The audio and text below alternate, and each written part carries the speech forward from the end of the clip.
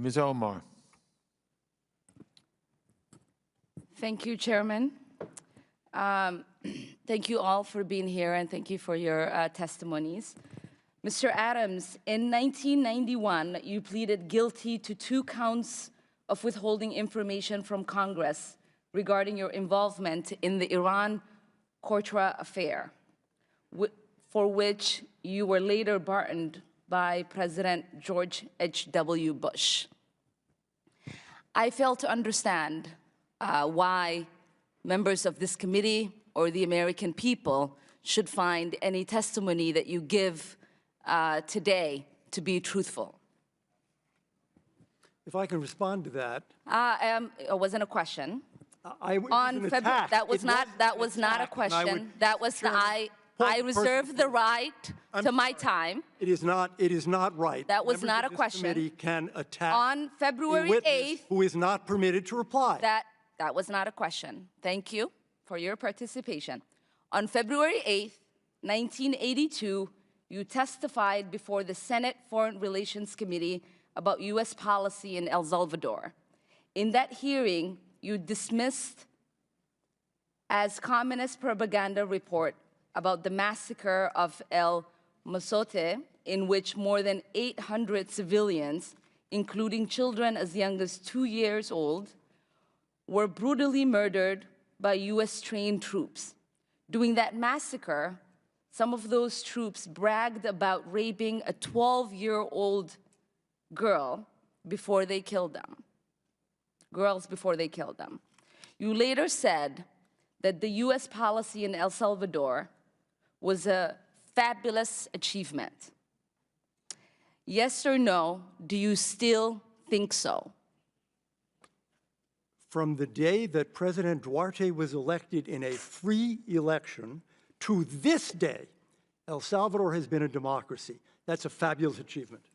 Yes or no, do you think that massacre was a fabulous achievement that happened under our watch? That is a ridiculous question, and I yes or no? No. I will take that as a yes. I am not going to respond to that kind of. A congressional hearing turns explosive as past decisions, human rights, and U.S. foreign policy collide head-on. What begins as routine testimony quickly becomes a gripping confrontation that forces America to look back at some of its darkest foreign policy chapters. This is the moment a lawmaker refused to let history be ignored. Of personal attack, which is not a question.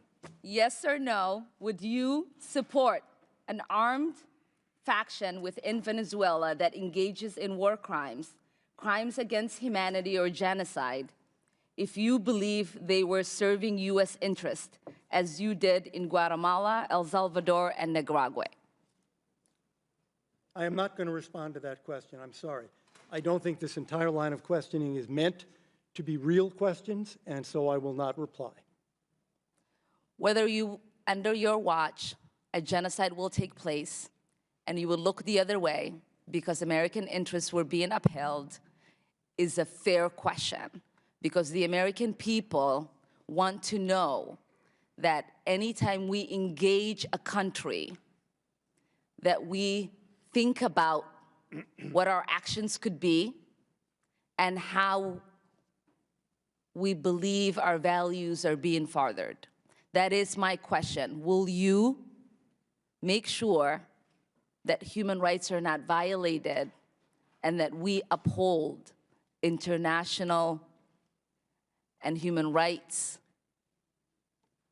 I suppose there is a question in there, and the answer is that the entire thrust of American policy in Venezuela is to support the Venezuelan people's effort to restore democracy to their country. That's our policy. I don't think anybody disputes that. The question I had for you is that does the interest of the United States include protecting human rights and include protecting people against genocide? That is always the position of the United States. Thank you. I yield back my time. For a more profound political discourse, please like, comment, and subscribe for more further insights.